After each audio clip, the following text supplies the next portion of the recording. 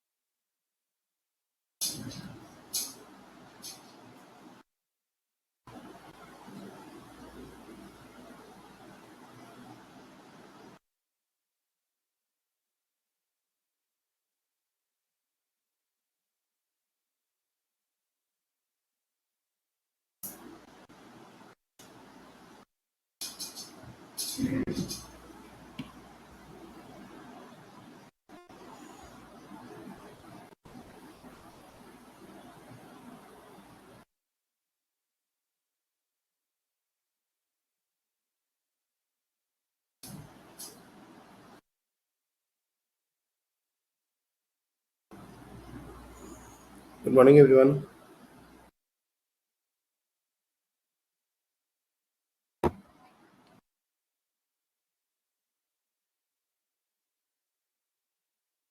ये हुआ था क्वेश्चन,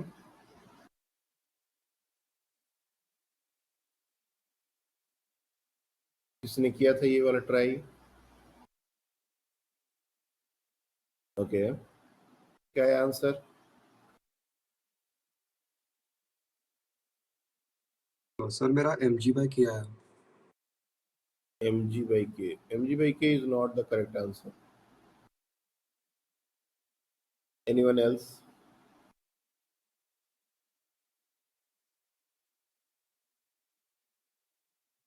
ओके, तो हमको ये वाला जो क्वेश्चन था, जो पिछले दिन हमने डिस्कस किया था, ये वाला क्वेश्चन अच्छे से समझ में आना चाहिए, तभी इस तरह की बात समझ में आएगी। मैथमेटिकली भी इसको सॉल्व कर सकते हैं और कुछ बातों को लाइक हमेशा के लिए याद रख के भी इसको सॉल्व किया जा सकता है, ताकि प्रूव ना करना पड़े। तो क्वेश्चन है हमारा, ध्यान से देखो, this is very very important question.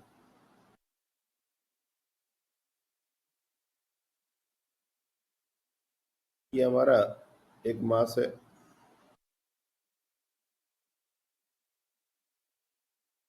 और इसके साथ एक दूसरा मास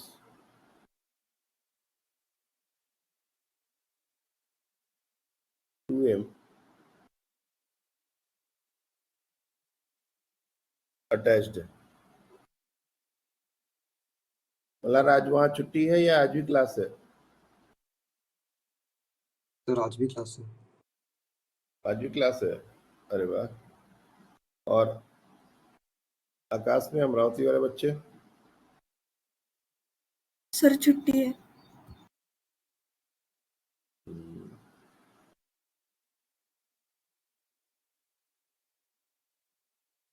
ये आज बहुत कम बच्चे ज्वाइन किए, सब लोग गणपति विसर्जन में लग गए क्या सुबह सुबह?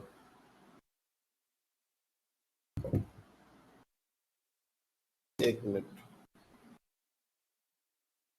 सबको याद तो है ना कि आज क्लास है?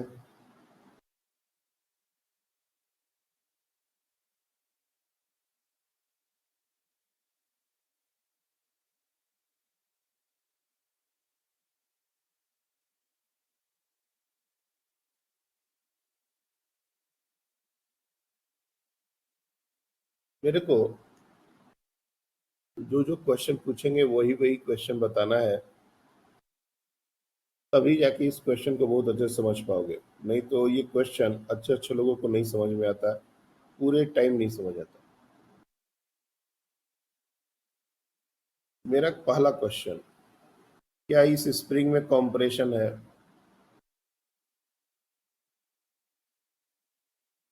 यस और नो? ये जो स्प्रिंग है, ये कॉम्प्रेशन या एक्सपेंशन में है अभी जिस सिचुएशन में हमने बनाया है, या नहीं?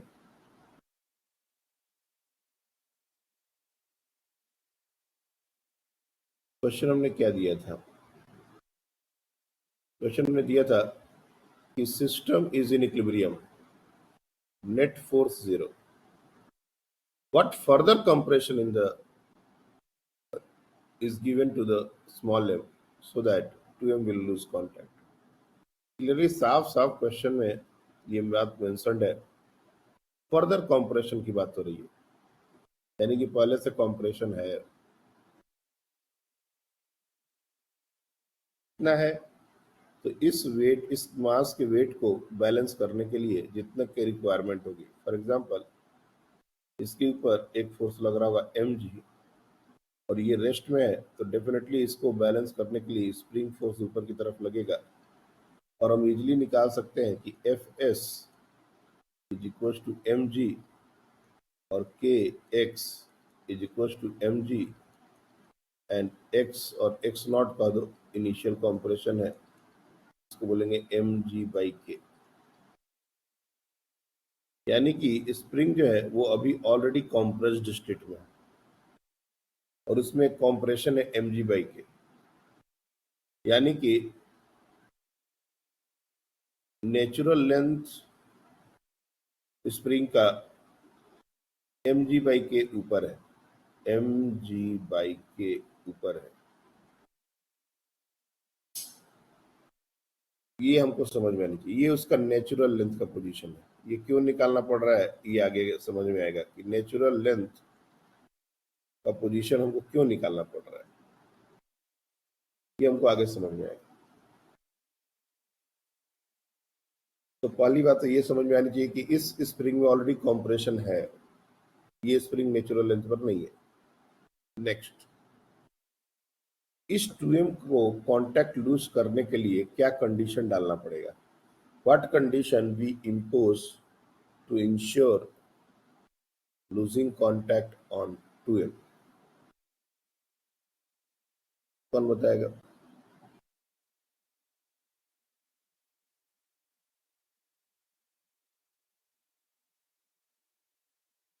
सर इस स्प्रिंग तरह फोर्स से उसको 2mg से ऊपर खींचे।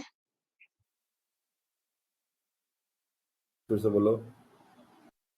सर जो स्प्रिंग फोर्स है वो ऊपर एक्ट करे 2mg फोर्स के साथ।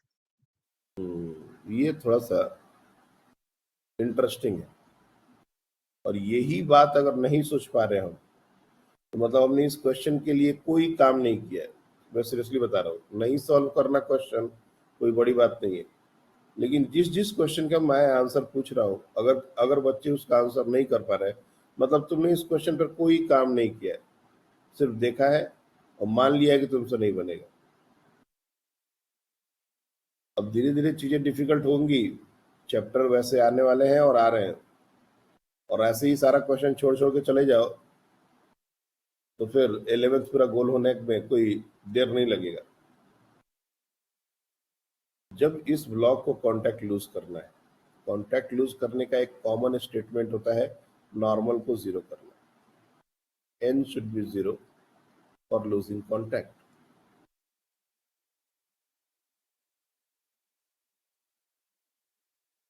इस 2m पर जो जो फोर्सेस लग सकते हैं, मैं एक बार अगर उसको देखूं तो ये 2mg है, ये नॉर्मल है, और इनिशियली जिस सिचुएशन में अभी स्प्रिंग है वो स्प्रिंग इसको नीचे की तरफ ढकेल रहा होगा, तो कोई दो राय नहीं है। लेकिन स्प्रिंग के साथ एक स्टैंडर्ड, एक अच्छी बात यह है कि ये ऊपर की तरफ भी फोर्स लगा सकता है अगर इसमें एक्सपेंशन हो तब।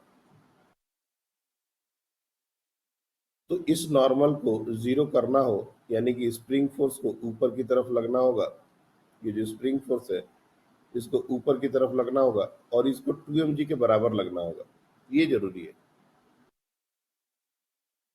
यानी कि Fs must be equals to 2mg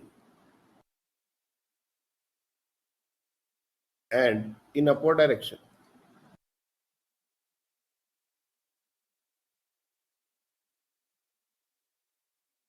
In upward direction. Upward direction में स्प्रिंग कब फोर्स लगाएगा? अभी स्प्रिंग जो है वो डाउनवर्ड डायरेक्शन में फोर्स लगा रहा है क्योंकि इसमें कंप्रेशन है। Spring is in compressed state. Spring is in compressed state.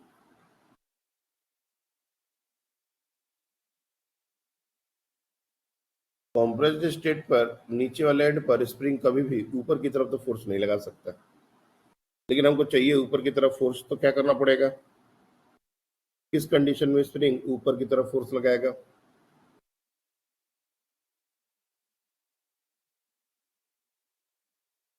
Expansion के वक्त। एक्सपेंशन की कंडीशन में। एक्सपेंशन कब होता है? जब स्प्रिंग अपने नेचुरल लेंथ से ज्यादा लेंथ पर हो जाता है। नेचुरल लेंथ से उसकी लेंथ ज्यादा हो जाती है, इसलिए उसका नेचुरल लेंथ वाला पोजीशन ड्रॉ करना जरूरी था, ताकि हमको पता कैसे चलेगा कि स्प्रिंग में एक्सपेंशन। तो यही बात हमको समझ में आनी चाहिए कि स्प्रिंग में एक्सपेंशन देना पड़ेगा, और कितना एक्सपेंशन देना पड़ेगा वो भी हम बता सकते हैं कि कितना एक्सपेंशन देना पड़ेगा। Fs को 2mg के बराबर करना है, यानी कि k y एक्सपेंशन एक तरीके से बोला जाए तो ये 2mg के बराबर है, मतलब y जो है वो 2mg बाई k के बराबर। यानी कि this much expansion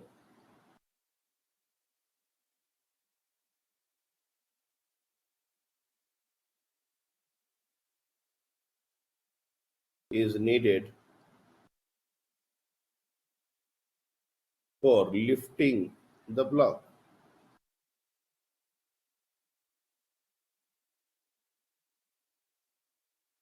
to M को लिफ्ट करने के लिए, कॉन्टैक्ट लूज करने के लिए इतना एक्सपेंशन का जरूरत है।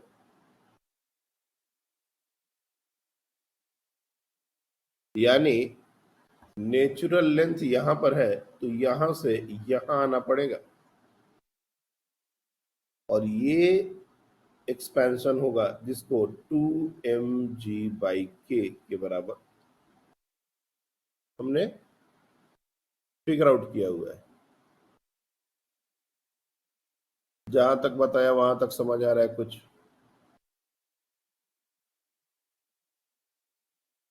स्प्रिंग पहले में था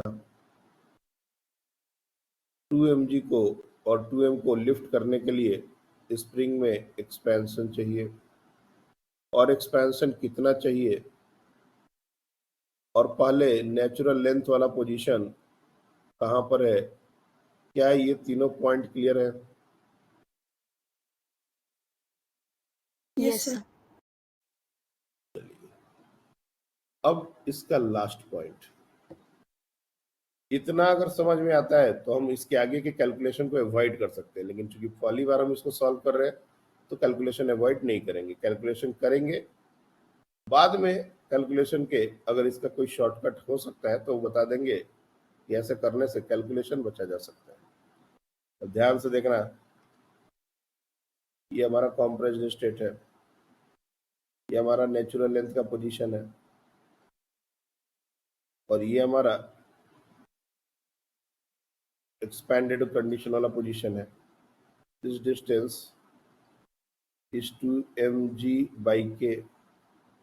This distance mg/k. अब क्वेश्चन ये है कि इस ब्लॉक को कितना कॉम्प्रेस करके छोड़ा जाए, मतलब यहां से कितना कॉम्प्रेस किया जाए, लाइक दिस, कितना कॉम्प्रेस किया जाए, ये चीज हम लोग को नहीं पता। चाहो तो तुम इसको z ले लो कि जब यहां से इसको छोड़े तो ये जो 2mg/k ऊपर तक जाने वाला बात है वहां तक चला जाए, यानी कि इस पोजीशन से और कितना नीचे दबाया जाए स्प्रिंग को, और ये डिस्टेंस अभी भी हम लोग को नहीं पता है, ये हमने जेड माना। तो यहां से ब्लॉक को छोड़ेंगे तो ब्लॉक ऊपर जाते जाते जाते जाते यहां तक जाएगा, बिल्कुल टॉप, और जैसे ही यहां तक चला गया नीचे वाला बॉडी कॉन्टैक्ट लूज कर देगा।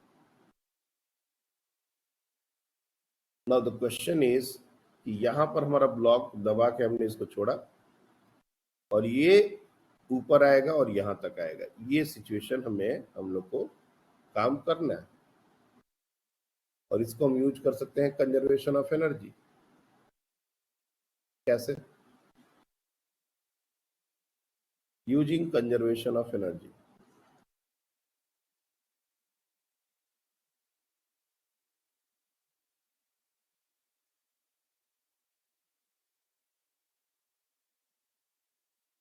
जिस पॉइंट पर हमने उसको रिलीज किया कॉम्प्रेस करके, ये जेड फर्दर कंप्रेशन है जिसको हमको निकालना है। जब हम यहाँ से उसको कंप्रेस करके छोड़ेंगे तो एक बात तो तय है कि यहाँ पर वेलोसिटी इसकी जीरो है, इतना तो समझ आ रहा है ना। तो वेलोसिटी जीरो है तो काइनेटिक एनर्जी यहाँ पर जीरो होगा। ग्रेविटेशनल पोटेंशियल एनर्जी को कहीं भी जीरो ले सकते हैं, हमने जीरो ले लिया। अब एक ही टर्म है स्प्रिंग पोटेंशियल एनर्जी, तो बता सकता है कि what will be the spring potential energy at this point?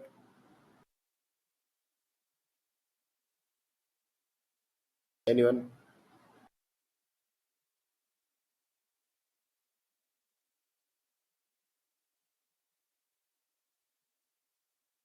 बताइए। Half mg/k plus z whole square, और उसमें k भी है। हाँ श्रावणी बताइए, आप भी बताइए, क्या बताया मल्हार आपने? हाफ के ब्रैकेट में mg/k plus z whole square. mg/k, तो थोड़ा अच्छे से लिख लो,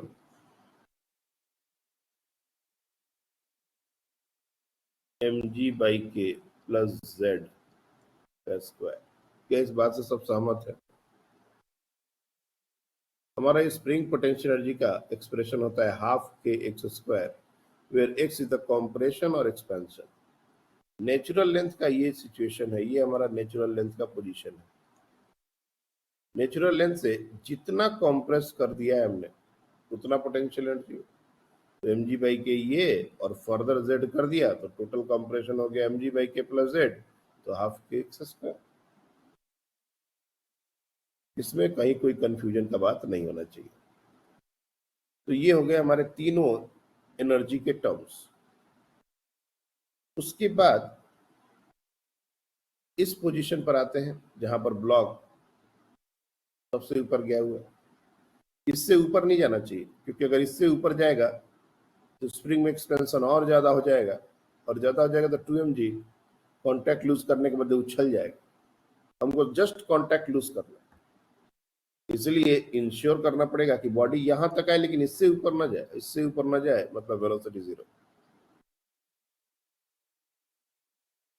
और ये वेलोसिटी जीरो है तो यहां पर दो ही टर्म आएंगे, काइनेटिक एनर्जी तो फिर से जीरो हो जाएगा।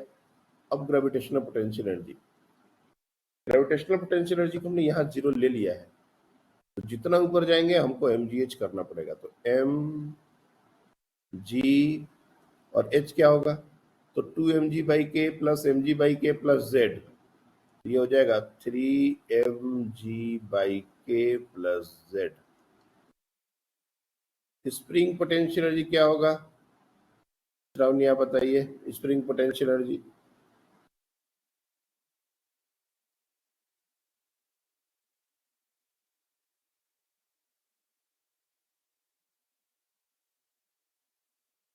श्रावणी आपने पिछली बार हैंड रेस किया था, बताइए स्प्रिंग पोटेंशियल एनर्जी क्या होगा?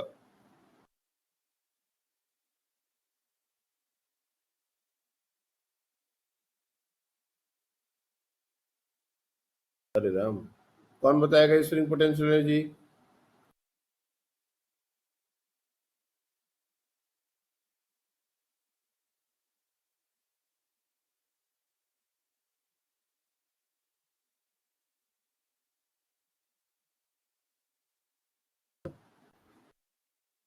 कमला बताइए, what is spring potential energy? Half k into 2mg/k whole square. Natural length से जितना ऊपर गया है वही एक्सपेंशन है। एक्सपेंशन लिखा हुआ है, सारा बात लिखा हमने, लेकिन ध्यान नहीं दे रहे हो तुम लोग कोई भी पॉइंट पर। फिर ऐसे क्वेश्चन तो पल्ले ही नहीं पड़ेगा। बार बार हम कह रहे हैं कि half K X square energy होती है, एक हमारा एक्सपेंशन और कंप्रेशन। अभी तो श्रावणी आपकी आवाज नहीं आ रही बच्चे।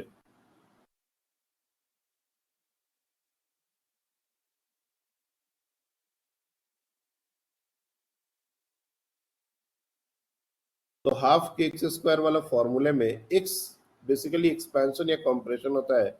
नेचुरल लेंथ से जितना ऊपर जाएगा वो एक्सपेंशन होगा, और हमने एक्सपेंशन पहले ही बोल के निकाला हुआ है कितना एक्सपेंशन चाहिए, तो k 2mg/k स्क्वायर। अब दोनों पॉइंट पर कंजर्वेशन ऑफ एनर्जी यूज करना पड़ेगा, यहां पर भी और यहां पर भी। जो टोटल एनर्जी का टर्म है उसको इक्वेट करना पड़ेगा। चलो, लोअर मोस्ट पॉइंट पर 0 plus 0 plus half K mg/k plus z square is equal to 0 plus mg 3mg/k plus z plus half K 2mg/k का स्क्वायर। ये कंजर्वेशन ऑफ एनर्जी का जब तक हम लोग स्टेटमेंट लिखेंगे नहीं कंफर्टेबली, तो हमको हर क्वेश्चन में, स्प्रिंग वाले क्वेश्चन में तकलीफ जाएगा। और पिछले दिन हमने इसीलिए इतना टाइम लेके एक छोटे से क्वेश्चन को बताया था, लेकिन मुझे पता है ना ये क्वेश्चन क्लास में डिस्कस किया हुआ था, इसलिए लोगों ने उस डिस्कशन पर ज्यादा ध्यान नहीं दिया। उनका सारा ध्यान इस 2mg/k पर था कि आंसर 2mg/k आता है इसका। ये इतना सारा ऊपर नीचे क्यों एक्सपेंशन क्यों कम, इसका किसी पर ध्यान नहीं, क्योंकि अगर ये ध्यान होता तो आज के क्वेश्चन में तुमको एक बढ़त मिली होती। ये तो आंसर रट्टा मार के बच्चे बैठ जाते हैं, वही हुआ है। नहीं तो ये क्वेश्चन पर तुम लोग का इनपुट आता, कोई भी कॉन्सेप्ट समझे बिना, क्योंकि वो डिस्कस हो गया क्वेश्चन और उसका आंसर हमको याद है, सिर्फ वैसे करोगे तब तो हालत खराब हो जाएगा। तो ये हुआ हमारा कंजर्वेशन ऑफ एनर्जी का स्टेटमेंट। अब पेशेंटली इसको सॉल्व करना है। चलिए सॉल्व करते हैं। तो हाफ के, और ये a प्लस बी का होल स्क्वायर है। If you see this is a plus B का होल स्क्वायर, इसको हम लोग mg/k का square plus z square plus 2mg/k into z ऐसे लिख सकते हैं। और राइट हैंड साइड में क्या हो रहा है, इसको भी थोड़ा सा एक्सपैंड कर लिया जाए। तो mg और 3mg, तो ये हो जाएगा 3m square g square upon k plus mg/z plus यहाँ पर 4mg/m square g square by k square का टर्म कैंसिल आउट होगा, और ये 4 2 से ये कैंसिल आउट होगा। डायरेक्टली मैं लिखना चाहता हूँ 2m square g square upon k, क्या लिख सकते हैं क्या ऐसा? तो ये 2m square g square by k और ये sorry 3m square g square by k और ये 2m square g square by k, ये डायरेक्टली ऐड हो जा रहे हैं। लेफ्ट हैंड साइड में भी देखो m square g square by k square का टर्म एक यहाँ पर दिखा हमको, और उसके साथ हाफ के, क्योंकि पूरा ब्रैकेट को तोड़ना है, हाफ के को मल्टीप्लाई करेंगे तो ये हो जाएगा m square g square upon 2k plus kz square upon 2 plus यहाँ पर अगर k से मल्टीप्लाई करेंगे और 2 से मल्टीप्लाई करेंगे तो ये हो जाएगा mgz, और यहाँ पर देखोगे 5m square g square upon k plus mgz दोनों तरफ है, पहले तो इसको हटा ही दो। अब चीजें बहुत आसानी से सॉल्व हो जाएंगी। ये m square g square by 2k को राइट हैंड साइड लेके जाओ, तो ये हो जाएगा kz square upon 2 is equal to 5 में से 1/2 माइनस करेंगे तो ये 9m square g square by 2k 4.5 का टर्म आएगा, जिसको हम कुछ इस तरह से लिख सकते हैं। अब ये 2 विल गेट कैंसल्ड।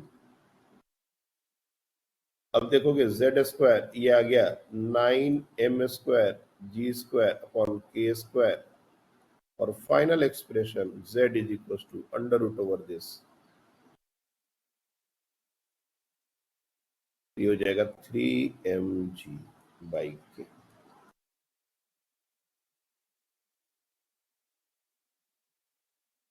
मतलब इस क्वेश्चन का जो फाइनल आंसर है वो है 3mg/k। पहले तो यहां तक अपने को क्लियरली समझ में आना चाहिए एनर्जी कंजर्वेशन हमने कैसे लिखा, उसको कैसे सॉल्व किया। ये प्योर मैथमेटिकल पार्ट है, इसमें बहुत ज्यादा कंफ्यूज होने की जरूरत नहीं है। लेकिन मान लो हर बार अगर ऐसा क्वेश्चन आ गया डेटा चेंज करके, कितना डेटा हम याद रखेंगे? कायदे से तो हमको कंजर्वेशन ऑफ एनर्जी का पूरा स्टेटमेंट लिखने आना ही चाहिए। Total energy initial, total energy final, ये चीज हमको करने आना ही चाहिए। लेकिन इस तरह के क्वेश्चन के लिए कॉन्टैक्ट लूज करना, स्प्रिंग ब्लॉक, इसके लिए एक ऑल्टरनेटिव तरीका है जिससे हम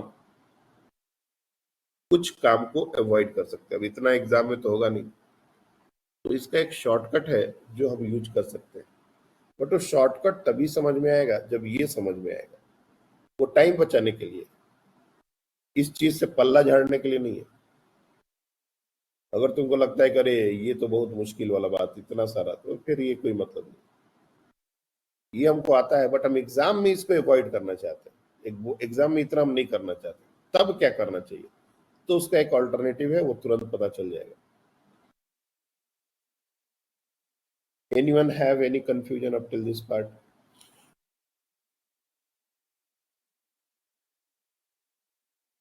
ओके, तो देखो, जो हमारा वैल्यू आया है वो 3 mg/k आया है। अब फिर से मैं क्वेश्चन को दोबारा लेता हूँ, क्या आया है और इसका शॉर्टकट क्या हो सकता है। हमने जब क्वेश्चन दिया था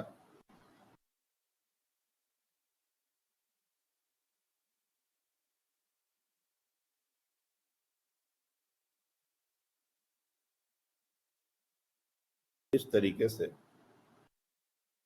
ये मास m था और हमने कहा था कि ऑलरेडी कॉम्प्रेस्ड स्टेट में है।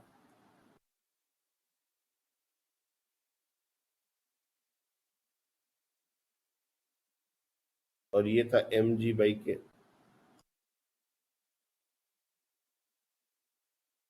mg/k, ये कॉम्प्रेशन है ऑलरेडी, और ये इसका नेचुरल लेंथ का पोजीशन है। फिर हमने दूसरी चीज जो फिगर आउट की कि उसको कितना एक्सपेंशन का जरूरत है, ये था 2 mg/k।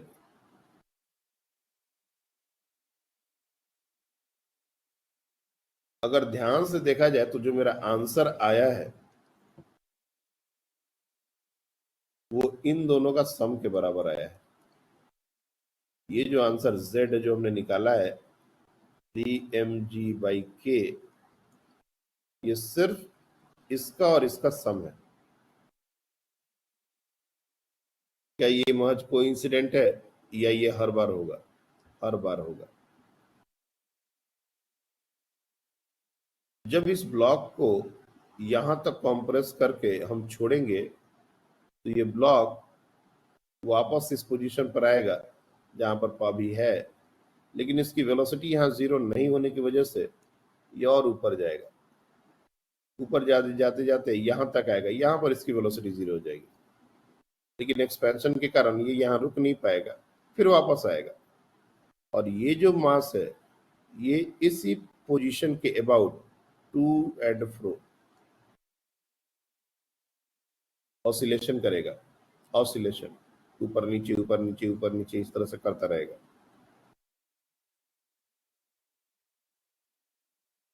तो इसमें एक इंटरेस्टिंग फैक्ट होता है कि इक्विलिब्रियम पोजीशन जो हमारा पोजीशन था पहला, इक्विलिब्रियम पोजीशन से तुम जितना नीचे कंप्रेस करोगे ये उतना ही ऊपर जाएगा।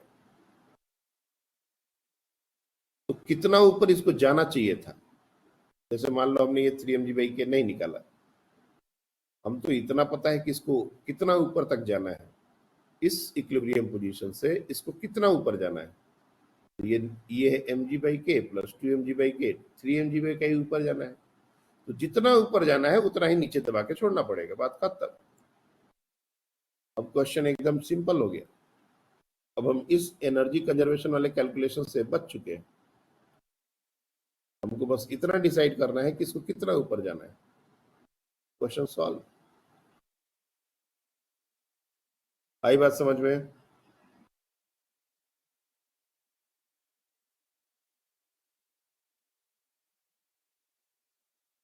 आई बात समझ में?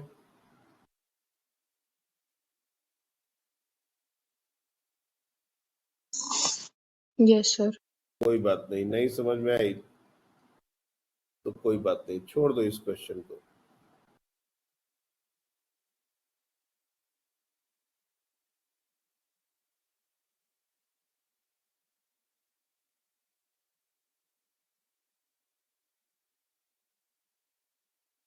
और इस क्वेश्चन को करो। अब जब नहीं समझ आ रहा तो तुम लोग को क्वेश्चन के अलावा और क्या कराया जा सकता है? चलो, सेम चीज जो हमने पिछले क्वेश्चन में फिगर आउट की थी इस केस में फिगर आउट करनी है। What further compression given to 2m so that 3m lose contact in subsequent motion? चलो करो, जिनको समझ आया होगा with in a minute answer करेंगे और नहीं समझ में आया होगा वो पूरे दिन भी नहीं कर पाएंगे।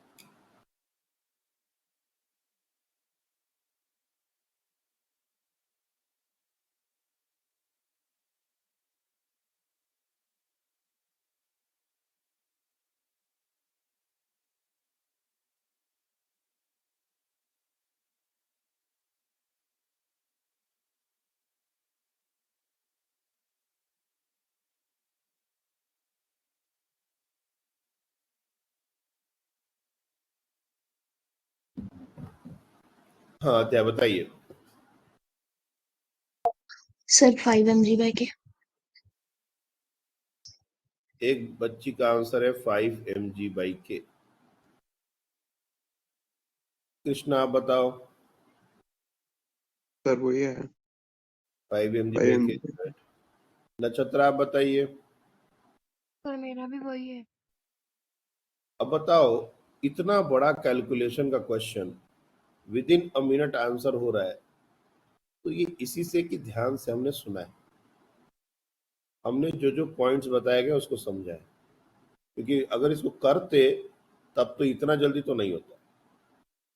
क्या क्या फिगर आउट करना था मैं फिर से एक बार बता दे रहा हूँ, और इस बार उतना डिटेल नहीं बताऊंगा, बहुत सिंपल से बताऊंगा। लेकिन ऐसा ही क्वेश्चन आएगा कोई जरूरी थोड़े ना है, ये एक अंडरस्टैंडिंग है। और ये अंडरस्टैंडिंग जब तक हम लोग आने वाले क्वेश्चन में, स्प्रिंग वाले क्वेश्चन में नहीं लगाएंगे तो अगले क्वेश्चन में फंस जाएंगे। ठीक है, ये क्वेश्चन हो गया, अगला क्वेश्चन फंसा देगा। सबसे पहला फिगर आउट करना है कितना कॉम्प्रेशन है,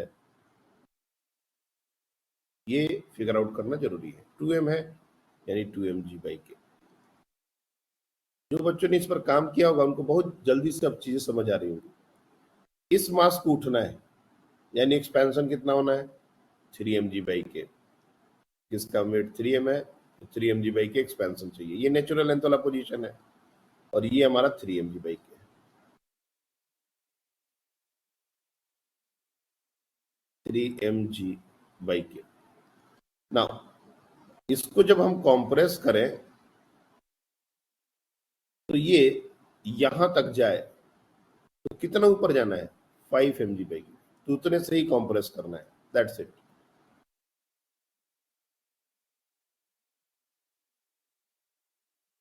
तो तुम लोग इस क्वेश्चन को मैनुअली तक सॉल्व कर सकते हो, बिना लिखे भी सॉल्व कर सकते हो, इसमें कुछ करने का जरूरत नहीं। अब बताओ, ये ट्रिक जिस बच्चे को समझ आ गया तो ये मेडिकल में क्या ये क्वेश्चन नहीं दे सकते? बिल्कुल दे सकते हैं। 2m की जगह m दे दो, 3m दे दो, 5m, 2m, कुछ भी, m हाफ m, 1.5m, कुछ भी दिया जाए, यही कर रहे हैं। ये एक बहुत ही इंटरेस्टिंग क्वेश्चन है और ये पूरा डिटेल्ड डिस्कशन इसलिए जरूरी था क्योंकि कभी ना कभी हमको सिंपल हार्मोनिक मोशन पढ़ना है और हम नहीं चाहते कि जिस दिन हम पढ़ाना शुरू करें उस दिन तुम लोग को बेसिक उसका कुछ भी नहीं पता। वर्क एनर्जी में जब भी हम स्प्रिंग के साथ डील कर रहे हैं तो हमको बहुत केयरफुली सारे स्टेप्स को समझने हैं, क्योंकि ये लॉन्ग टर्म के लिए जरूरी है। भले ही आज लगे कि सर इतना क्यों बताया, आप तो डायरेक्टली यही बता देते मेरे को, अब 5 मिनट 2 मिनट में हमारा काम हो जाता है। इतना सारा कुछ करने का क्या जरूरत है? एक्सपेंशन होना चाहिए तो ये होना चाहिए, ये अंडरस्टैंडिंग है। बच्चे के दिमाग में यही चलना चाहिए, उसका आउटकम है ये, और बच्चे आउटकम में ही ध्यान देते सिर्फ। तो कंजर्वेशन ऑफ एनर्जी के बहुत सारे क्वेश्चन, जैसे vertical circular motion related question भी पूछे जा सकते हैं। ये हमारा एक स्प्रिंग है और इसके जस्ट बगल में एक ब्लॉक रखा गया है और इसका स्प्रिंग कांस्टेंट है K,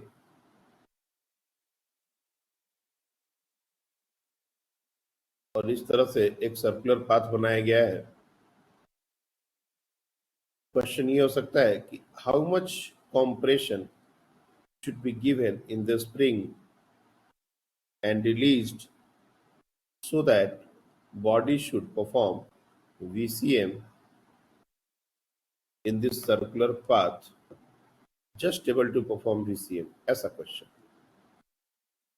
ये मास जो है वो साइज इसका बहुत छोटा है, इसको इसके साइज को कंसिडर नहीं करना है, इसको कितना कॉम्प्रेस करके छोड़ा जाए ताकि ये VCM कर ले। एक्स को बताना है इन टर्म्स ऑफ mg/kr। बताओ व्हाट मिनिमम कंप्रेशन, और या फिर what is the minimum value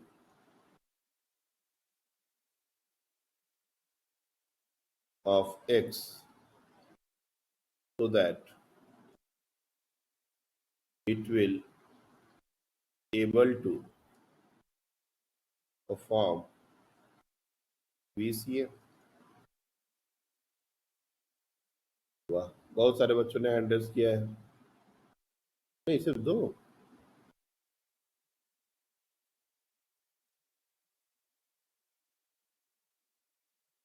अच्छा श्रावणी, आपका माइक काम नहीं कर रहा है क्या बच्चे? एक बार डिस्कनेक्ट करके, मतलब लीव करके फिर से ज्वाइन करने का कोशिश करो, तो माइक सेलेक्ट करो, तो ये करना तो चाहिए।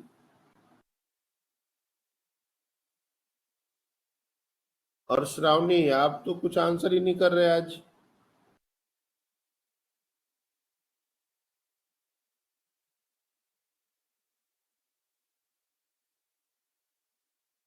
हाँ, क्या आंसर आया बताइए। आधे आप बताइए आंसर क्या है। Sir √5gr/k। 5gr/k। 5 mgr/k। अच्छा, 5 mgr। ये सब बहुत चिंदी सवाल है, मतलब ये आ गया तो मान के चलो कि तुम्हारा दिन अच्छा है। बेसिक बेसिक चीजें हैं, डायरेक्टली इक्वेट कर देना है। यहाँ पर भी एनर्जी कंजर्वेशन ही लगाना है। अगर यहाँ तक हमने कॉम्प्रेस करके छोड़ा तो स्प्रिंग की पोटेंशियल एनर्जी हो गई, और चूंकि पूरे टाइम ये यहाँ पर जब ये लोअर मोस्ट पोजिशन पर है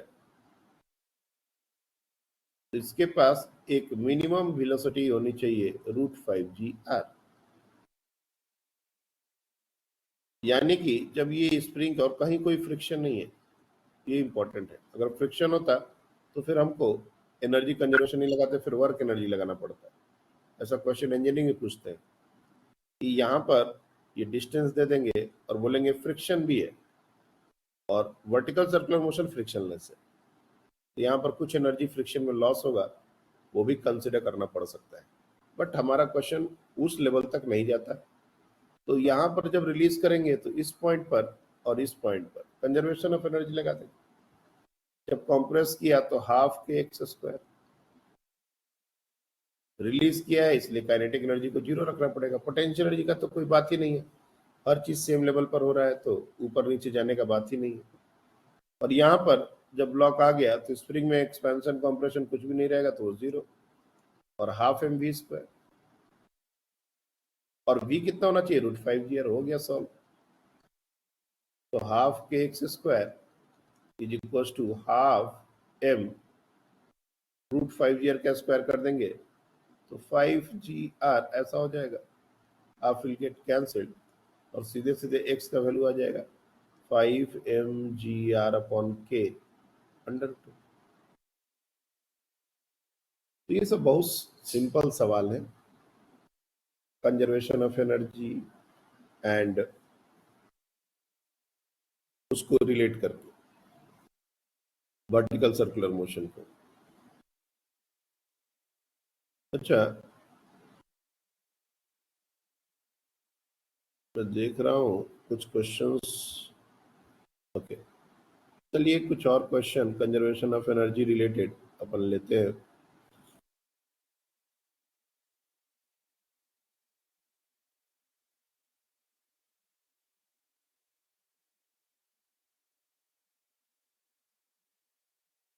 ये एक हेमिस्फेरिकल डोम है,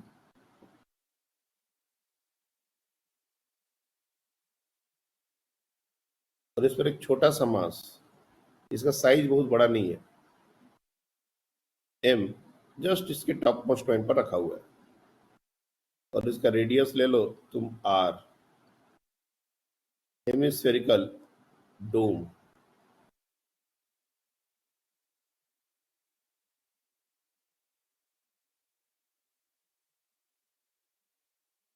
एक जेंटल पुश इसको लेफ्ट या राइट किधर भी दे दें, अ जेंटल पुश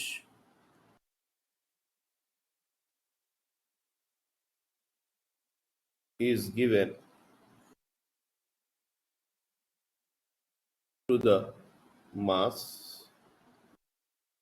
Find वाला क्वेश्चन, जब ये थीटा एंगल पर होगा, जब ये थीटा एंगल बना रहा होगा, या फिर इसको ऐसा स्टेटमेंट में थोड़ा चेंज करते हैं, a gentle push is given to the mass at any instant, ऐसा लिख लो, at any instant it is making an angle theta with vertical,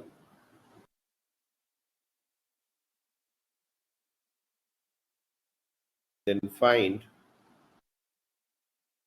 पहला speed of mass, दूसरा normal reaction, तीसरा at what angle it will lose contact,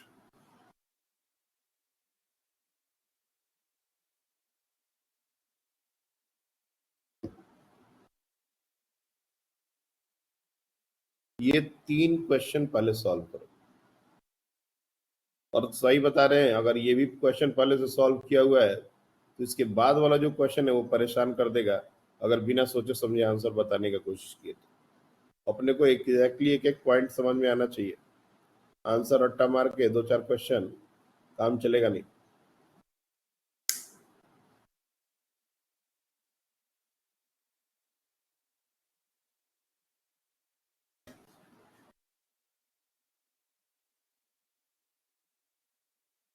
हमने देखा है आजकल standard question लोग डिस्कस कर देते हैं और बच्चे सिर्फ उसी का आंसर याद कर लेते हैं, वो पूरा कॉन्सेप्ट नहीं समझते। अच्छा ये वाला क्वेश्चन है, इसका 2mg/k होगा, इसका ये वाला है, ये ऐसे नहीं होता है। ऐसे करने से तो फिजिक्स की अंडरस्टैंडिंग गोल हो जाएगी, सिर्फ बच्चे आंसर ही रट के बैठ जाएंगे। आंसर याद करना है, लेकिन अगर उसमें चेंजेस हो जाए तो भी हमको सॉल्व करने आना चाहिए, इस तरीके से याद करना। एग्जाम में हमको टाइम तो सेव करना ही पड़ेगा, लेकिन गलती से अगर m की जगह 2m आ गया तब क्या करेंगे, तब दिक्कत है। चलिए 2 बच्चों ने हैंड रेस किया है, मैं 1-2 मिनट और देता हूं, बाकी बच्चों को जल्दी से काम कीजिए इस पर। और ये बहुत हद तक वर्टिकल सर्कुलर मोशन से रिलेटेड चीज है, तो इसको इजीली कर सकते हो।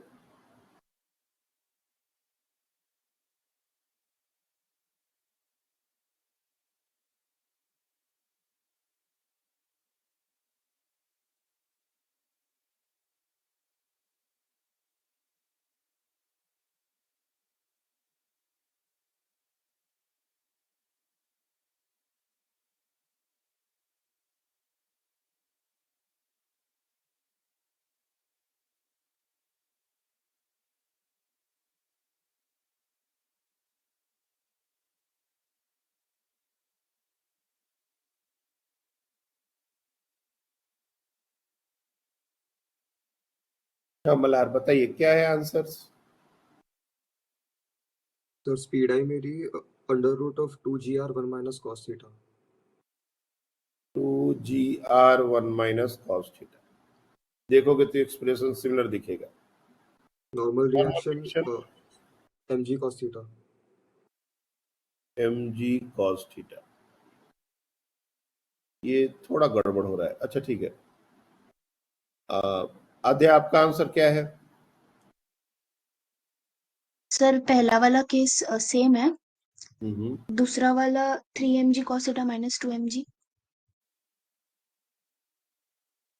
3mg cos theta minus 2mg 2mg. Okay. And last वाला सर लास्ट वाला cos theta is equals to 2/3 theta is equals to cos inverse 2/3. हाँ सर, लास्ट वो सेकेंड ही है। लास्ट वाला तो सेम होगा आपका मल्हार। नहीं सर, सेकंड भी वो गलती हो गई थी, उससे सेकंड भी सेम। ये गड़बड़ है। चलिए अब देखा जाए इस पूरे क्वेश्चन को ध्यान से, क्योंकि मैंने जानता हूं इस क्वेश्चन को लोग सीधे थर्ड के लिए सॉल्व कराते हैं, और अभी इसके बाद में इसी पर 3-4 क्वेश्चन दूंगा, और अगर ये पूरा चीज नहीं समझ में आएगा तो थर्ड छोड़ दो, पूरा हालत खराब हो जाएगा। अगर सेम क्वेश्चन रिपीट हो गया तो ठीक है, cos इनवर्स 2/3 आंसर मार करके भागो, लेकिन थोड़ा बहुत भी चेंज किया, जैसे हमने उसी क्वेश्चन में अब एंगल ना पूछ के दो अलग अलग चीजें पूछ दी, उसी में देख रहे हैं आंसर में कॉन्फ्लिक्ट आ गया। तो ये चीजें हमको होनी नहीं चाहिए, हमको कॉन्सेप्ट समझ में आना चाहिए। बाकी जो कुछ स्टैंडर्ड रेगुलर रिपीटेड क्वेश्चन है उसका आंसर याद होना चाहिए, इसमें कोई दो राय नहीं। द पॉइंट इज कि जैसे इसको जेंटल पूछ देंगे ये स्लाइड करना शुरू कर जाएगा, और फ्रिक्शन नहीं है, हर जगह पर हम लोग फ्रिक्शन को 0 ले रहे हैं जब तक कि मेंशन ना किया जाए।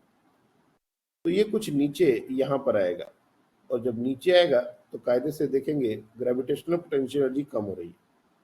जब ग्रेविटेशनल पोटेंशियल एनर्जी कम होगी तो काइनेटिक एनर्जी बढ़ जाएगी, कि टोटल एनर्जी कांस्टेंट होना चाहिए। मैं यहाँ पर एक बार फिर से इस डायग्राम को बनाता हूँ थोड़ा बड़ा करके, ताकि जब समझ में आए। ये सिचुएशन है, ये हमारा इनिशियल पोजीशन था, और ये हमारा लेट्स से थीटा, किसी जनरल एंगल थीटा का पोजीशन। तो ये कितना नीचे आया है, क्योंकि पोटेंशियल एनर्जी के लिए हमको वर्टिकल हाइट से ही मतलब होता है, और इस पोजीशन पर जहां से उसको छोड़ा गया था काइनेटिक एनर्जी तो 0 लेना ही पड़ेगा, और पोटेंशियल एनर्जी को भी हमने ले लिया 0। पोटेंशियल एनर्जी को हम कहीं भी 0 ले सकते हैं, ये बात हम बार बार इस चीज को बताने की कोशिश करते हैं। हम लोग कितना इस बात पर फोकस करते हो मुझे नहीं पता। और हम नीचे आ रहे हैं तो अब पोटेंशियल एनर्जी घटना चाहिए, तो जो सेकेंड पॉइंट है, सेकेंड पोजीशन है, उस पर हमारा काइनेटिक एनर्जी हो जाएगा 12mv², और potential energy gravitational potential -mgh, ये हमारा वो h है, जिसको इन टर्म्स ऑफ r हम लिख सकते हैं। ये r cos थीटा हो जाएगा, और ये पूरा r है, तो h can be written as mgr1 minus cos theta, तो -mgr1 माइनस cos थीटा, ये पोटेंशियल एनर्जी और ये काइनेटिक एनर्जी। इन दोनों का सम और पहले का सम, कंजर्वेशन ऑफ एनर्जी से इन दोनों को बराबर करना पड़ेगा। पर 0 is equal to 12mv² minus mgr1 minus cos theta. And if you simply solve this for v, you will directly get v. यही से हमारा v का एक्सप्रेशन आ जाएगा। तो इसको v के लिए m कैंसिल आउट कर दोगे तो 2gr √/, ये पूरा का पूरा एक्सप्रेशन आ जाएगा। लेकिन हम इसको v के लिए भी सॉल्व कर सकते हैं, और इसको mv²/r के लिए भी सॉल्व कर सकते हैं, जो का वैल्यू हो जाएगा 2mg1 माइनस cos थीटा। हमने क्यों किया इसके लिए सॉल्व, ये अभी बाकी है बताना, क्योंकि नॉर्मल फोर्स हमको निकालना है। जब बॉडी यहाँ पर होगा, कौन कौन से फोर्सेस लग रहे हैं इसके ऊपर, एक बार वो भी चेक करना पड़ेगा। तो ये हो जाएगा mg, ये तो लगेगा ही, और इसके इधर नॉर्मल ऐसा लग रहा होगा, this is the normal reaction.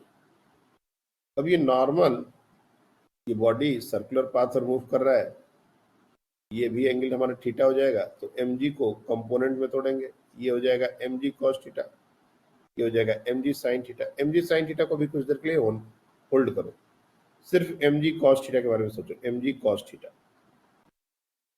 तो mg cos थीटा बड़ा होना चाहिए या नॉर्मल बड़ा होना चाहिए? अगर ये सर्कुलर पाथ पर मूव कर रहा है तो which force should be greater?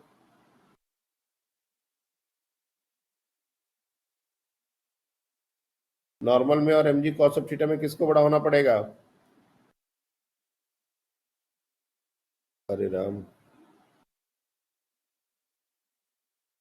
ये बताया हमने कि कोई भी बॉडी सर्कुलर पाथ पर मूव करता है तो उसका एक्सेलरेशन किधर होना चाहिए?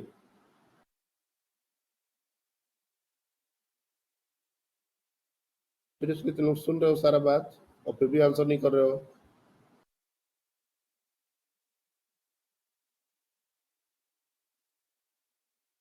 कोई बॉडी अगर सर्कुलर पाथ पर मूव कर रहा है तो उसका नेट एक्सेलरेशन टुवर्ड सेंटर होना चाहिए, और टुवर्ड सेंटर एक्सेलरेशन होने के लिए mg cos ऑफ थीटा को नॉर्मल से बड़ा होना पड़ेगा। ये सारी बातें वर्टिकल सर्कुलर मोशन में बहुत अच्छे से समझाई गई थी। यहाँ पर हमको लिखना पड़ेगा mg cos of theta minus n is equal to mv square upon r, और यहां से n का वैल्यू हम निकाल सकते हैं, that is mg cos of theta minus mv square by r। लेकिन ये v हमने क्वेश्चन में दिया तो नहीं है, this v is not given in the question, इसलिए इसको सब्स्टिट्यूट करना पड़ेगा। इसीलिए हमने सीधे सीधे mv स्क्वायर बाई r का ही वैल्यू निकाल दिया कि ये पूरा टर्म ही रिप्लेस हो जाए। तो ये हो जाएगा mg cos theta minus 2mg 1 minus cos theta. अब यहां से 2mg cos थीटा और mg cos थीटा, ये हो जाएगा 3mg cos theta minus 2mg। इसको चाहो तो इस तरह से भी लिख सकते हो, mg common 3 cos of theta minus 2। This is our normal reaction. और हम देखेंगे कि जैसे जैसे थीटा बढ़ेगा नॉर्मल का वैल्यू कम होगा।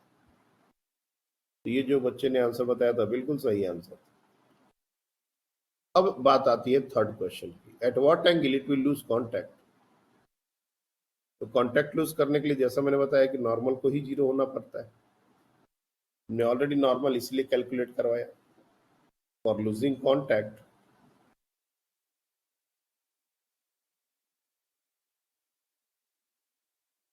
सीधे सीधे n को जीरो कर दो, और जैसे ही n को जीरो करोगे तो mg 3 cos of theta minus 2 ये जीरो हो जाएगा, और यहां से cos थीटा 2/3 के बराबर आ जाएगा। इसको भी हम लोग theta is equal to cos inverse 2/3 लिख सकते हैं। तो ये हुआ हमारा इस क्वेश्चन का एक्सप्लेनेशन। लेकिन अब इसके बाद जो क्वेश्चन है उसको सॉल्व करना है।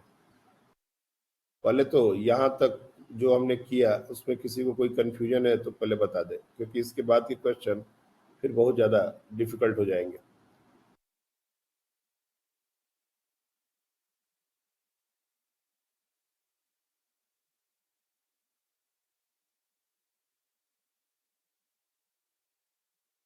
अच्छा, आकाश में तुम लोग के कोई फ्रेंड सर्कल में इनेवा करके कोई बच्ची है क्या? सर TR1 में तो नहीं है। हम्म,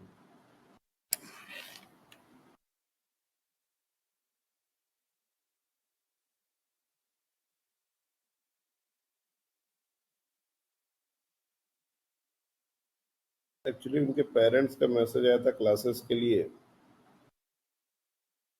तो बोल रहे हैं काफी लेट हो चुका है, या फिर उनको वही देखना था कि वो बच्ची कैसी है पढ़ने में, ऑनलाइन कर पाएगी या नहीं।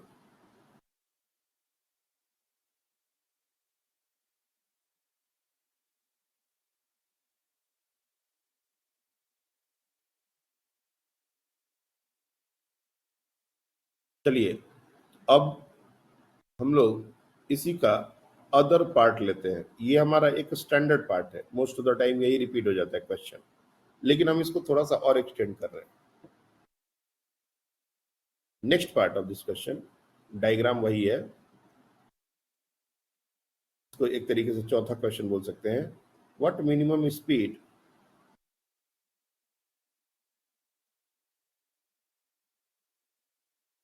should be given,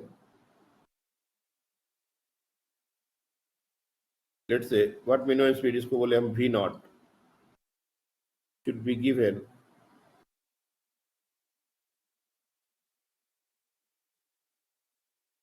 to the mass at topmost point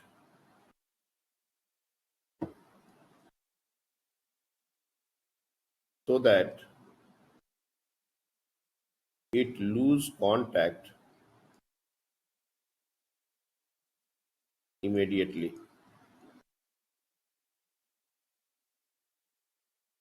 तुरंत कांटेक्ट लूज कर दे, इसके लिए हमको मिनिमम स्पीड क्या देना चाहिए? और last question, if we give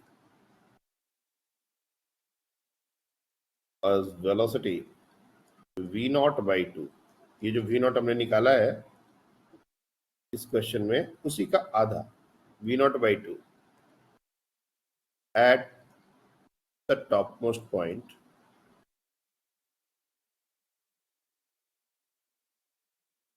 then at what angle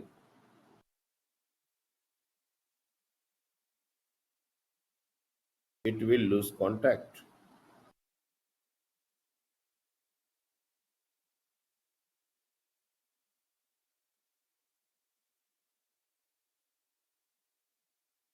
ये दोनों क्वेश्चन अगर एक बार में किसी ने कर दिया तो मुझे लगेगा ये मैंने जितना बकबक किया इस क्वेश्चन के लिए वो सब समझ आया है, और अगर नहीं हुआ तो सारी बातें नहीं समझ आएंगी। डायग्राम वही है, सेम डायग्राम इन्हीं दोनों क्वेश्चन के लिए ड्रॉ कर लो, और वो जो डिस्कशन है एक तरीके से इन क्वेश्चन के लिए हिंट का काम करेगा। सॉल्व कीजिए।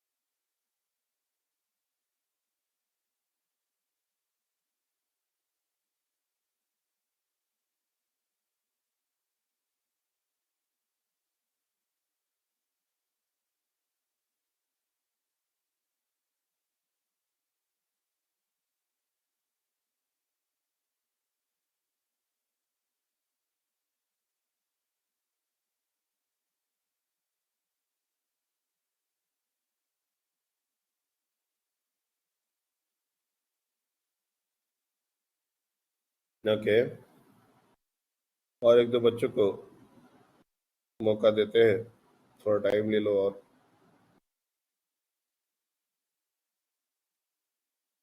वैसे पहले वाले क्वेश्चन में टाइम नहीं लगना चाहिए, सेकंड वाले में थोड़ा लग सकता है लेकिन पहले वाले में नहीं लगेगा।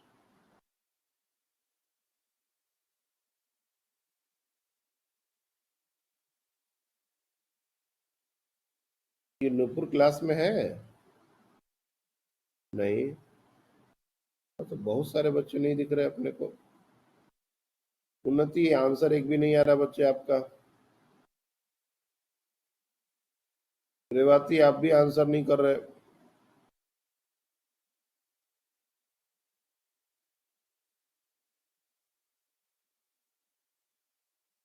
इतिका, आपका भी अभी तक आंसर नहीं आया। चलिए आप ये बताएं तो क्या आंसर है आपका फोर्थ वन के लिए?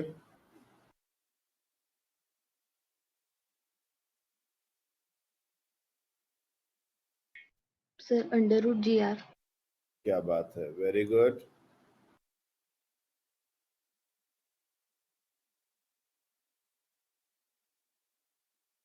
और फिफ्थ वाले के लिए निकाल पाए हो?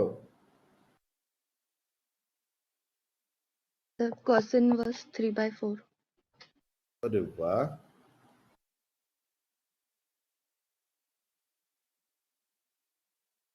मल्हार, आद्या, क्या हाँ यही सर, आंसर है? सेम ही है सर। क्या हाँ बात है, sir. Very very good Afiya. Seriously एक बार में ये दोनों क्वेश्चन को करेक्ट करना इज नॉट इजी। ये वही बच्चे कर सकते हैं जिन्होंने सच में एनर्जी कंजर्वेशन सीख लिया। Very good. तो देखो, हमारा क्वेश्चन है कि टॉप मोस्ट पॉइंट पर ही कॉन्टैक्ट लूज हो जाना चाहिए। तो हमारा कंडीशन अभी वही है, हमने कंडीशन को चेंज थोड़े ना करना है। ये हो गया mg, ये हो गया नॉर्मल। अब ये सर्कुलर पाथ पर मूव कर रहा है, ये ध्यान रखना है। और हमने इसको वेलोसिटी दे दी v और अदर v नॉट। तो चूंकि ये सर्कुलर पाथ का ही पार्ट है, तो हमको mg को बड़ा दिखाना पड़ेगा, नॉर्मल को छोटा दिखाना पड़ेगा, क्योंकि सेंटर इधर है। और net force is equal to mass times acceleration, और acceleration v square by r और mv स्क्वायर बाई आर। ये लिखने में हमको बिल्कुल भी कोई हिचक नहीं होना चाहिए। टॉप मोस्ट पॉइंट पर वेलोसिटी जो दी है उसके लिए अपन ये इक्वेशन लिख सकते हैं। नहीं दी होती तो mg नॉर्मल के बराबर होता, लेकिन वेलोसिटी दे दी तो ये इक्वेशन बनेगा। बहुत बच्चे इसी में कंफ्यूज हो जाते हैं कि सर mg नॉर्मल के बराबर क्यों नहीं है। अरे नॉर्मल के बराबर तब होता जब v जीरो होता है। तुम अभी भी v जीरो कर दो तो नॉर्मल के बराबर हो गया, लेकिन जब v जीरो नहीं करेंगे तो ये इक्वेशन होगा। और ये न्यूटन्स लॉज ऑफ मोशन में ये बताया गया है। ऐसा 3 सिचुएशन में, एक ऐसा और एक ऐसा, ये 3 केसेस बताए थे ना, mg नॉर्मल वाला, नॉर्मल कहाँ ज्यादा होगा, नॉर्मल कहाँ कम होगा, कराया था नहीं ये question? Yes sir, yes sir. तो अपने को कैरी फॉरवर्ड भी करने आना चाहिए। ऐसा नहीं कि अपन वहां पढ़े थे, चूंकि लॉज ऑफ मोशन में पढ़े थे, और यहाँ पर उसका कोई जरूरत नहीं है। बहुत जरूरत है। अब कॉन्टैक्ट लूज करना है तो नॉर्मल को जीरो करो, यही तो हर बार की बात है। सॉल्व कर दो, एक लाइन में सॉल्व हो जाएगा। m से m cancel out, v naught का वैल्यू √gr। तो चौथा वाला क्वेश्चन तो देखते के साथ आंसर करना चाहिए, और ये भी स्टैंडर्ड क्वेश्चन है, इसमें भी कोई ज्यादा चेंज नहीं किया जा सकता। टॉप मोस्ट पॉइंट पर बॉडी को क्या वेलोसिटी दे दे कि वो कांटेक्ट लूज कर दे, इसके लिए में कोई चेंज नहीं है, स्टैंडर्ड क्वेश्चन है। जैसे स्लाइड करने पर कांटेक्ट कहां लूज करेगा, cos इनवर्स 2/3, उसी तरह से ये भी एक स्टैंडर्ड क्वेश्चन है। लेकिन जो पांचवा क्वेश्चन हमने दे दिया ये स्टैंडर्ड नहीं है। ये v0/2 की जगह v0/3 दिया जा सकता है, v0/4 दिया जा सकता है, 2v0/3 दिया जा सकता है, और उसके अनुसार ये आंसर बहुत सारा वेरी करने वाला है। और ये आंसर वही निकाल पाएंगे जिनको एनर्जी कंजर्वेशन आ गया। अब हम लोग बात करेंगे फिफ्थ क्वेश्चन की। फिर से बॉडी को स्लाइड होना पड़ेगा, क्योंकि वेलोसिटी जितनी चाहिए थी कांटेक्ट लूज करने के लिए हमने उससे आधी दी है। तो वहां पर तो कांटेक्ट लूज नहीं होगा, बॉडी स्लाइड करके कुछ यहां तक आएगा। ये एंगल फिर से हमने थीटा ले लिया। अब ये जितना नीचे आएगा, पोटेंशियल एनर्जी का पोटेंशियल एनर्जी कम होगी, एक तरीके से पोटेंशियल एनर्जी कम होगी, काइनेटिक एनर्जी और बढ़ेगा, पहले भी था। तो एनर्जी कंजर्वेशन जो हमने पहले लगाया था यहाँ पर, उसमें देखो हमने काइनेटिक एनर्जी को जीरो कर दिया था। क्यों जीरो किया था? क्योंकि यहाँ पर हमने वेलोसिटी नहीं दी थी, जेंटल पुश दिया था। क्वेश्चन में क्या दिया हमने? Gentle push.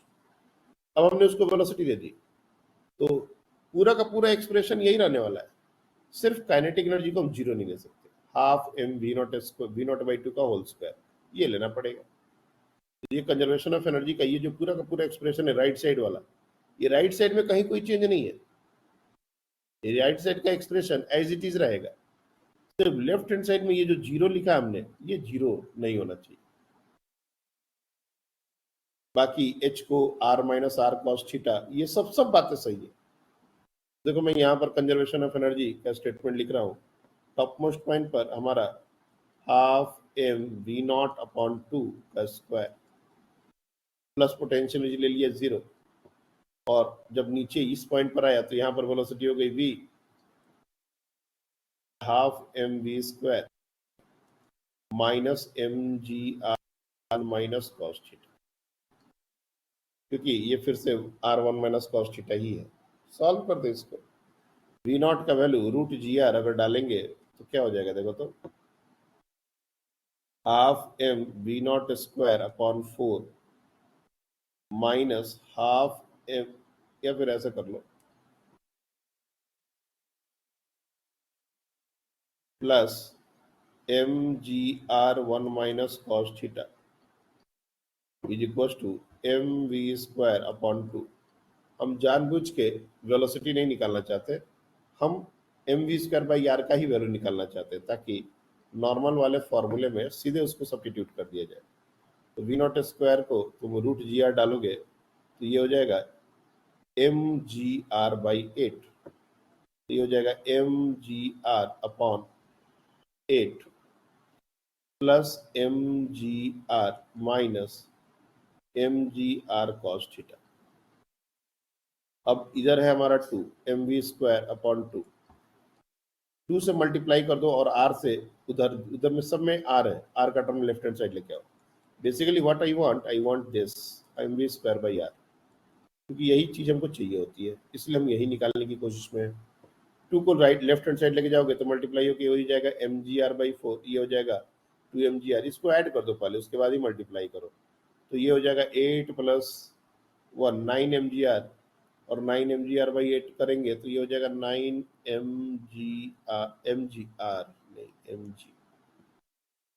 mg अपॉन 4, और ये जो टर्म बचेगा ये हमारा बच जाएगा 2mg cos थीटा। क्या करो, ये दोनों को ऐड कर दो। हमने एक स्टेप जंप कर दिया, तुम लोग आराम से कर सकते हो। इसको ऐड कर दो और इस 2 को मल्टीप्लाई करो, r से डिवाइड कर दो, ये r को लेफ्ट हैंड साइड लिख दो, बस। तो ये हमारा टर्म आ गया। ये क्यों लाया है, क्योंकि जब यहाँ पर हम फिर से वही फोर्स बैलेंस इक्वेशन लिखेंगे, mg, ये थीटा, ये नॉर्मल, तो mg cos theta minus n is equal to mv²/r, यही तो लिखते हैं हम लोग। mg cos of theta minus n is equal to mv² upon r, क्योंकि कॉन्टैक्ट लूज कराना है तो नॉर्मल को 0 कर दो, ये हो जाएगा mg cos theta and that is equal to mv² का वैल्यू देखो अभी यहाँ से निकाला है, ये हो जाएगा 9mg/4 minus 2mg cos theta. अब mg का टर्म सब में है, इसको हटा ही दो। अब ये बचेगा सिर्फ cos थीटा, और ये अदर से आएगा तो ये हो जाएगा 3 cos theta is equal to 9/4। अब इसके बाद जो बचा वो सिर्फ औपचारिकता है, theta is equal to cos inverse 3/4। तो ये स्टेटमेंट लिखना ही सबसे इंपॉर्टेंट स्टेटमेंट है, और हर बार हमको mv²/r पर टारगेट करना है। ये कुछ छोटी छोटी सी बातें हैं जो हमको इस तरह के क्वेश्चन में समझनी है। बाकी इसके बाद तो क्वेश्चन जैसे चल रहा है वैसे चल ही रहा है। अब इसमें v0/2 की जगह v0/3 दे दे, 4 दे दे, 2v0/3 दे, कुछ भी दे दे, बस हमको एक बार फिर से करना पड़ेगा काम। करना तो यही है। तो कंजर्वेशन ऑफ एनर्जी पर हमारे और भी क्वेश्चंस है। सिंपल क्वेश्चन मैंने जानबूझ के डिस्कस नहीं किए, जो डायरेक्टली आप सॉल्व कर सकते हैं। जैसे क्वेश्चन कुछ ऐसा भी आता है,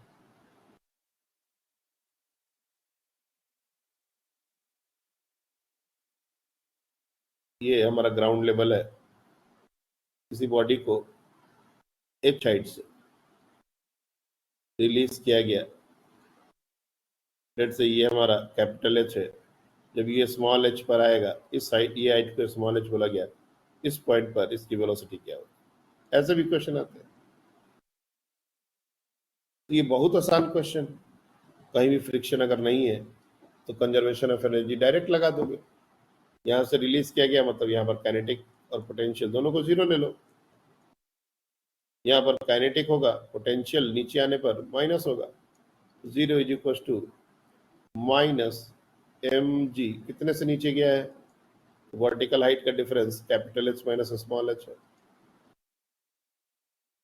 capital H minus small h, minus mg h minus h plus half mv square,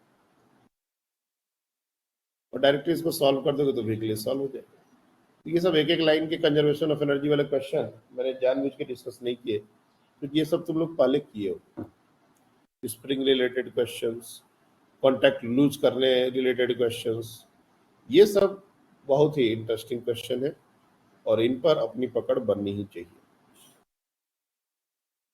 अब देखो, वर्क एनर्जी पावर में हमने पोटेंशियल एनर्जी के बारे में जो बातें डिस्कस करी है, पोटेंशियल एनर्जी का एक डिस्कशन और चाहिए अपने। नेक्स्ट क्लास में हम लोग उसके ऊपर एक बार और बात करेंगे, क्योंकि पोटेंशियल एनर्जी जो है वो काफ़ी इंटरेस्टिंग से और भी अच्छे अच्छे क्वेश्चन बनते हैं। एक बार याद होगा, पोटेंशियल एनर्जी का एक बच्चे का डाउट आया था, तो हमने उस पर डिस्कशन किया था।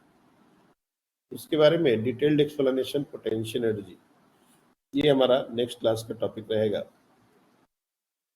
Potential energy and conservative forces.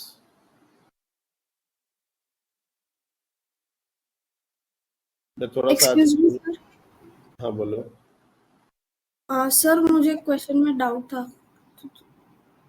कौन से क्वेश्चन में? मैं भेज देती हूँ।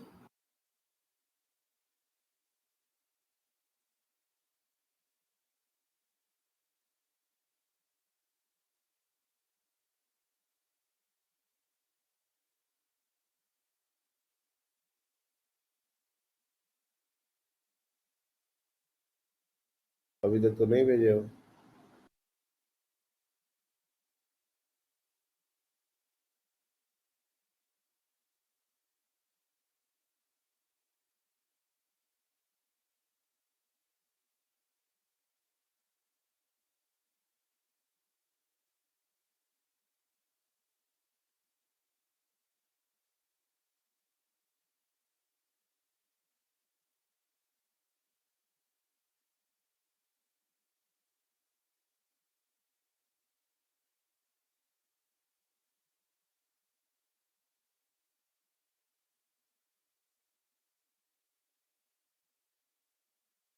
क्वेश्चन कौन सा? 19? क्वेश्चन 9 तो है ही नहीं, इसमें 19 है। हाँ sir, 19th। A man walks a distance of 2 meters, slowly pulling a rope behind him. The rope goes over a pulley and a mass of 20 kg hangs at its other end. How much work is done by man? Man जितना force लगाएगा और उसका जितना displacement होगा वही करना होगा।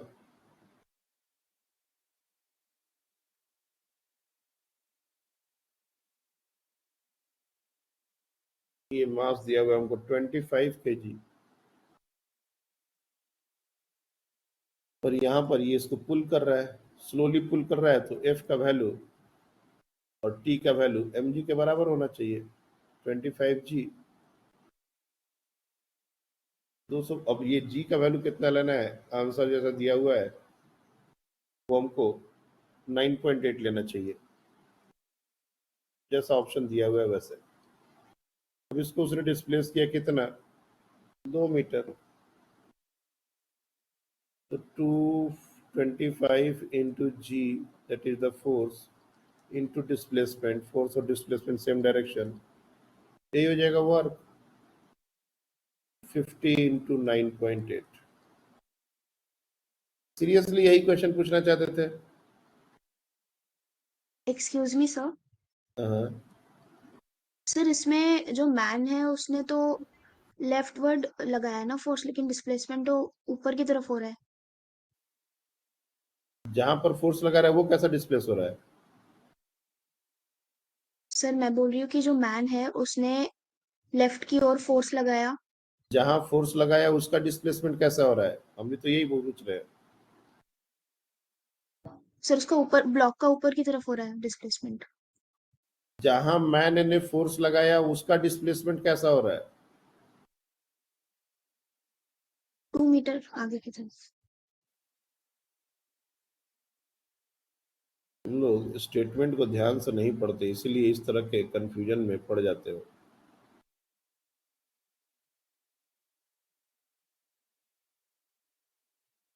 Warden का जो स्टेटमेंट हमने दिया है, तुम लोग अगर उसको ध्यान से पढ़े रहते तो ये सवाल आज जहन में आता ही नहीं।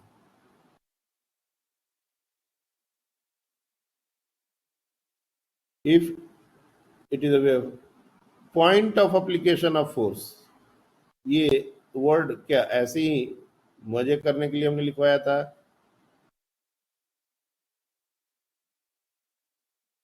बंदा जिस पॉइंट पर फोर्स लगा रहा है सिर्फ उसका डिस्प्लेसमेंट सोचना है, बाकी कौन कैसे जा रहा है इसका हमारा काम नहीं है। पॉइंट ऑफ एप्लीकेशन क्या है, जहां पर उसने फोर्स लगाया वो कैसे जा रहा है, सीधे जा रहा है। अब उसके बाद कौन कैसे जा रहा है ये मेरा काम नहीं है सोचना। वो स्ट्रिंग कर रहा है उसके ऊपर काम। अगर स्ट्रिंग कितना वर्क डन कर रहा है ये पूछा जाता तो हम कहानी कुछ और करते। मैन कितना वर्क कर रहा है इसमें कोई डाउट नहीं है, जहां पर वो फोर्स लगा रहा है उसका जो डिस्प्लेसमेंट हो रहा है वो दोनों सेम डायरेक्शन में है। Force into displacement work done, एक लाइन का क्वेश्चन। सारी बात समझ में। एक एक वर्ड जो हम क्लास में तुम लोग को लिखवाए हैं बताए हैं बहुत जरूरी है। वो हमने आए भी कुछ भी नहीं दिया है, भले ही हो सकता है तुम उस समय उसको इग्नोर करो, कहीं ना कहीं जाके वो रिफ्लेक्ट करेगा ही करेगा। अगर हमसे पूछा जाए कि टेंशन के कारण वर्क डन कितना हुआ, टेंशन मैन पर भी वर्क कर रहा है, ब्लॉक पर भी वर्क कर रहा है। अब ब्लॉक के ऊपर कितना वर्क हुआ तो टेंशन लग रहा है ऊपर की तरफ, डिस्प्लेसमेंट हो रहा है ऊपर की तरफ, वर्क डन पॉजिटिव। मैन के ऊपर कितना वर्क कर रहा है तो टेंशन तो है उतना ही, डिस्प्लेसमेंट है उल्टा, वर्क डन निगेटिव। इसलिए स्ट्रिंग जो है वो हमेशा टोटल वर्क उसका जीरो हो जाता है। Work done by tension for the entire system is always zero. ये एक चीज है जो हम लोग को दिमाग में हमेशा रहनी चाहिए। Work done by tension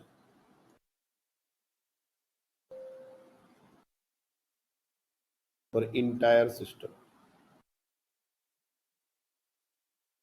is zero. लेकिन इसके ऊपर टेंशन ऊपर डिस्प्लेसमेंट ऊपर वर्क डन पॉजिटिव, इतना ही वर्क डन होगा।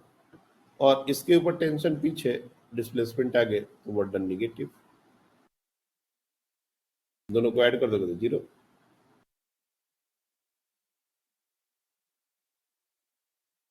और कोई क्वेश्चन है? सर हम्म। सर मैंने अभी एक डाउट भेजा, प्लीज देखिए मुझे।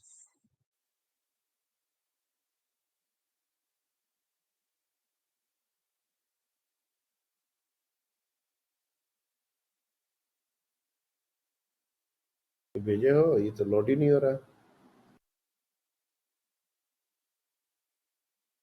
अच्छा, ग्राफ रिलेटेड क्वेश्चन है। Potential energy versus position graph shown in the figure, the corresponding force position graph, u versus x graph दिया हुआ है। यही चीज एक्चुअली नेक्स्ट क्लास में पढ़ाने का बात हम बोल रहे थे। u as a function of x ऐसा दिया हुआ है, हमारा जो फोर्स होता है वो minus D you by D x होता है। बस ये चीज अपने को ध्यान में रखना है। जहां जहां पहले फर्स्ट पार्ट के लिए स्लोप पॉजिटिव है, u वर्सेस x ग्राफ में first part up to x1 slope positive constant, और उसके बाद आफ्टर x1 स्लोप जीरो। तो फोर्स पहले निगेटिव उसके बाद जीरो, ये सिर्फ एक ही ग्राफ बता रहा है 2, हो गया आंसर। क्योंकि माइनस के कारण फोर्स ठीक है। निगेटिव लेना पड़ेगा। ये कल के डिस्कशन में ये सारी बातें होंगी।